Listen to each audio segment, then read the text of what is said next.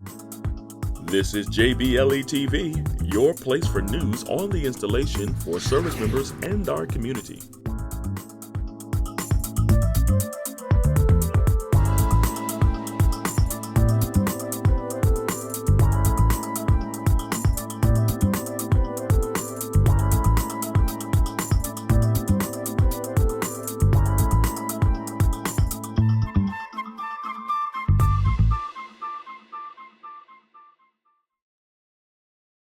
Soldiers stationed at Fort Eustis, Virginia learned how to properly protect themselves in preparation for their upcoming deployment to West Africa. The 53rd Transportation Battalion specializes in the movement of equipment and other critical assets to deployed locations. Approximately 60 soldiers from this battalion will join the 4,000 service members heading to Liberia as they support the Department of Defense's response to the U.S. Agency for International Development's efforts to counter the Ebola outbreak. This gives the soldiers a good opportunity to do hands-on with the PPE. That way, if they do have to don the PPE in a field environment, it's not their first encounter with the equipment. They will help move equipment and supplies needed to build and equip emergency medical centers in an effort to suppress the outbreak of the Ebola virus. We don't know how long the mission's going to be. We're going to go over there and we're going to do the mission. And when we're done, when we've made an impact on the outbreak, then it'll be time to come home. You know, this is one that I think we'll be able to tell our families about for years to come, that we made a difference. Soldiers also prepare for any unforeseen vehicle rollovers on their deployment by practicing how to evacuate a vehicle that has been turned upside down 180 degrees at the Humvee Egress Assistance Trainer. I think it's very important for the deployment because down there the roads aren't like here in the U.S. The roads are uneven, there's hills and ditches, and it's a good possibility that one of these vehicles could possibly roll over down there. Disengage! Disengage!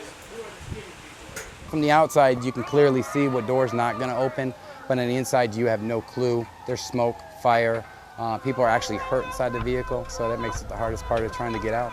It's unlikely that the deploying soldiers from the 53rd Transportation Battalion will have to don their protective gear or have to evacuate from an overturned Humvee, but this necessary training is put in place to provide extra precautionary measures. I'm Airman First Class Christina Lacoste, Fort Eustis, Virginia. The 633rd Medical Group at Langley Air Force Base welcomed its newest staff member. Meet Saul, the germ zapping robot.